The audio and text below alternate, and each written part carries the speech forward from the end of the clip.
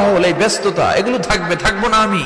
তুমুল জনপ্রিয়তার পরও কেন দেশ ছাড়তে হয়েছিল ইসলামী বক্তা মাওলানা মিজানুর রহমান আজহারীকে?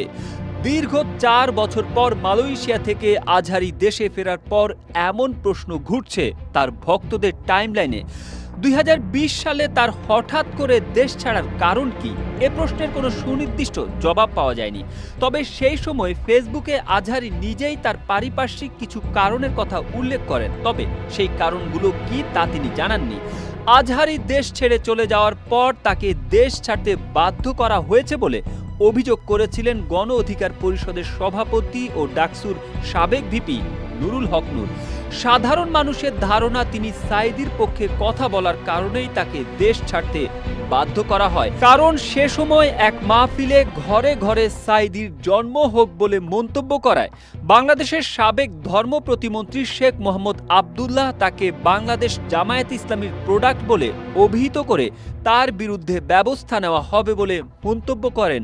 মূলত এরপরই দেশ ছাড়ার ঘোষণা দেন আজহারী। একমাত্র ওয়ালটন এসি দিচ্ছে 1 বছরের রিপ্লেসমেন্ট গ্যারান্টি।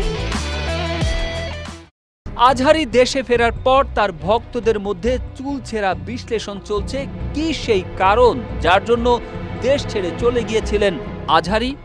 এরই মধ্যে সামনে এসেছে 2020 সালের জানুয়ারি মাসে আজহারীর এক মাহফিলে 12 ভারতীয় নাগরিকের ধর্মান্তরের একটি ঘটনা, যেটি নিয়ে তখন ব্যাপক আলোচনা সৃষ্টি হয়।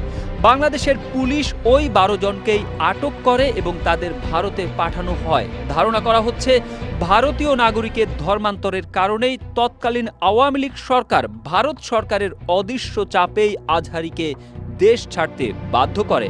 আজহারী দেশ ছাড়ার আগে গণমাধ্যমকে মিজানুর রহমান আজহারীর এক আত্মীয় জানিয়েছিলেন, সর্বশেষ 2টি মাহফিলের সময় বিভিন্ন জায়গায় বাধার সম্মুখীন হয়েছিলেন আজহারী। 2020 সালে আজহারী যখন দেশ ছাড়ার ঘোষণা দেন তখন অবাক এবং ব্যথিত হয়েছিলেন অনেকেই।